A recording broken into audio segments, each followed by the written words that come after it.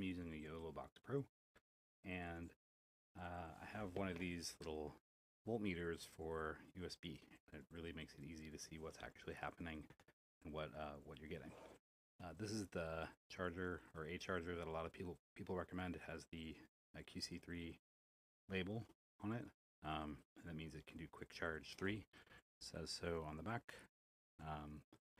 And basically what that means is you get a higher wattage charge.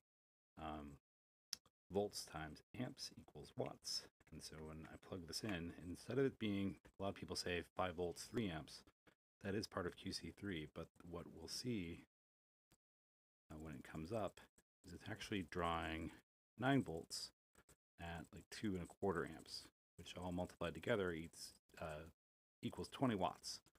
And so 20 watts is a really good charge rate for your YoloLive, and I'll show you why. But 20 watts is, I believe, the maximum charge rate that you can get. And this is just using sort of a cheap USB-A to USB-C multi-adapter.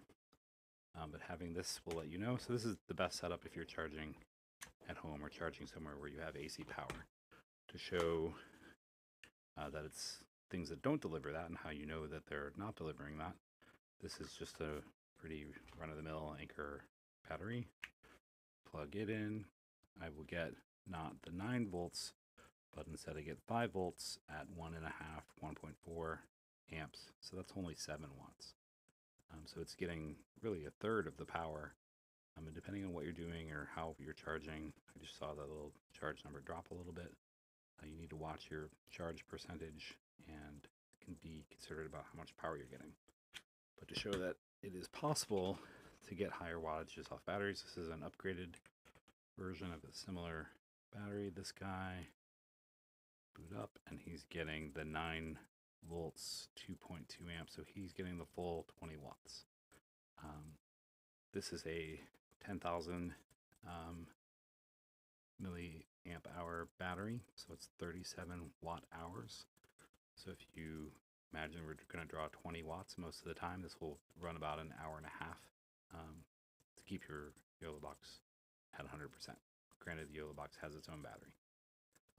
Just to show a few more configurations, this is another Anchor battery. I like this one because it has a readout on the front as well, but it'll tell you here it's got 9 volts, 2.2 amps, so 20 watts again, and this actually shows you on the front that it's drawing 20 watts directly out the thing. And it says for this battery pack it can run this rate at another 4 hours. So that's a much bigger battery pack, but it'll run a lot longer. Not too much bigger, but it's got the depth to it.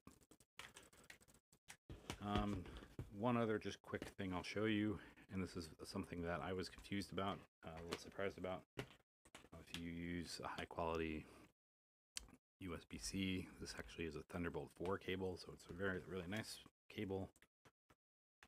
Plug it into a USB-C plug, and you see I'm only going to draw 12 watts. So I'm not able to get that full 20 watts when using USB-C to USB-C. You can just show that also can be confirmed using the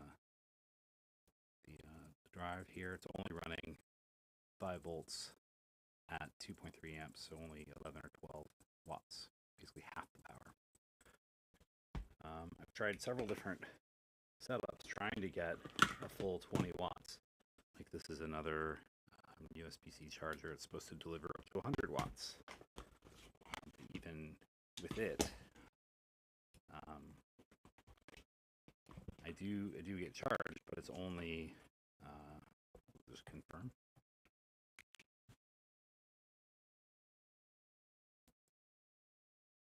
So in this case, it is getting 20 watts USB-C. So there are possible options for USB-C. This is a hyper charger. It says it's a 100 watt port.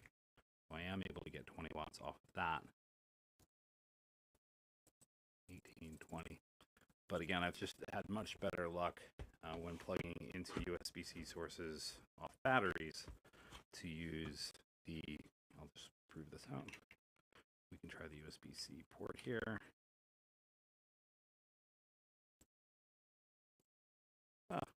watts as well. So we can 20 watts all around.